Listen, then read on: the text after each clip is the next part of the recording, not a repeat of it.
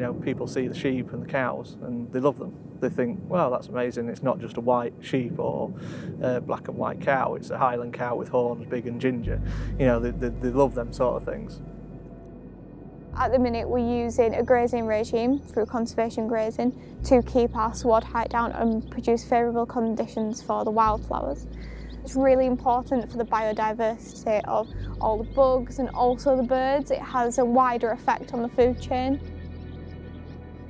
I'm Adam Stoyle and I'm the Spain Operations Manager. We try as a conservation organisation to use native breeds as much as possible because they're at risk.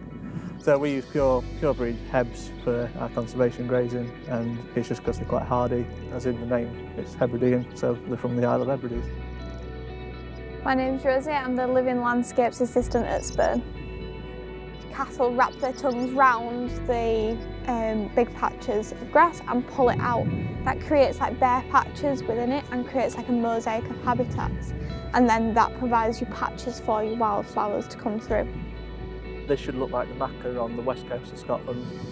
In summer, full of flowers, so the clover, the vetch, the rest arrow, the lady's bedstraw, the bed's foot trefoil.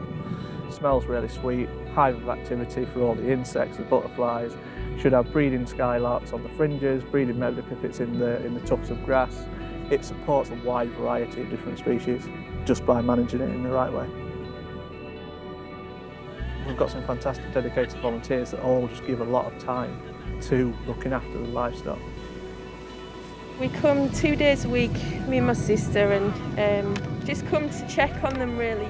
Emily and Sarah are two of our livestock checkers.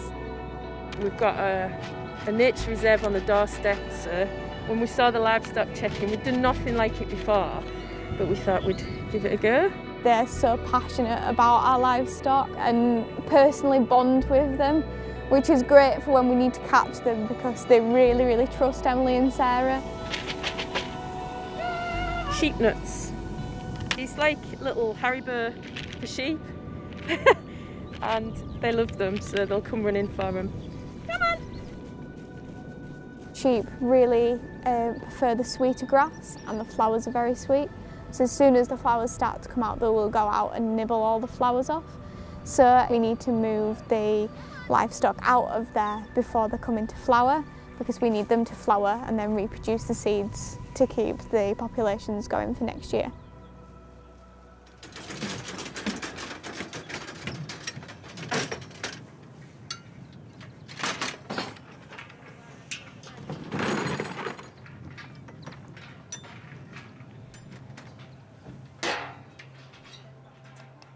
Sheep are sheared once a year. This is to help with their body temperature regulation so they don't get too hot in the summer sun.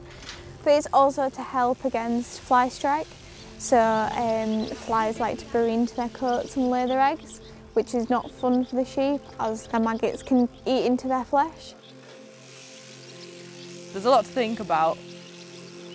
You have to keep the skin tight, take the belly off, round its crotchy area. And then you start with the leg, up the neck, spin it round, lay it down, other side, down the side, finish at the back leg, and then your fleece just comes off in one. Anything that we need to check while we've got them here in our possession we'll do so that it's less rounding up, less stress, less hassle basically. We give them a booster injection into the sort of under the skin on their neck. Then we give them the click solution up and down their legs, which is the preventative for blowfly. My name is Charlotte Dring and I am the Conservation Grazing and Livestock Manager for the Yorkshire Wildlife Trust. Sheep with horns, I'm not a great fan of because you get the horns in the back of your leg and then you get covered in bruises and it hurts. Little sheep are about as hard as big sheep because little ones tend to wriggle more. And obviously you've got further to bend down. Big ones, when they weigh twice what I weigh and they move, you've got to move with them. So then you get kicked and it hurts. So nice medium-sized mule is ideal. My name is Anna and I shear sheep. Well, I learnt when I was 17, I'm 25 now, so this is like my 7th full season. I shear for May and June and then just into July, so sort of 2.5 months. and then I'm knackered by the end of that. I'm from a local sort of mixed farm up in North Yorkshire Moors. During my time at uni I was a shepherdess on quite a large mixed farm, and I really just enjoyed being outside, hands-on with the livestock, and I knew that was what I wanted to do. And then this job appeared and I just thought, how amazing is that? Like, it's exactly what I want to do, as well as sort of learning new things about how conservation grazing works well, and how we're now having to adapt to that as farmers.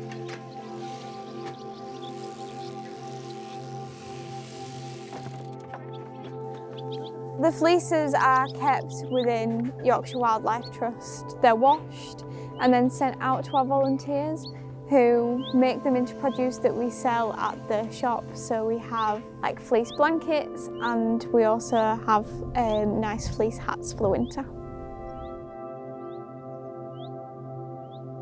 So the livestock help in a variety of ways. They provide such a useful tool in grassland management, creating that biodiversity.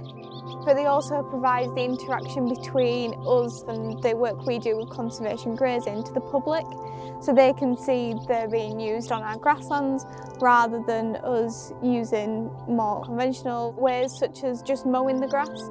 It's a more natural way and provides quite a natural management of the grasslands.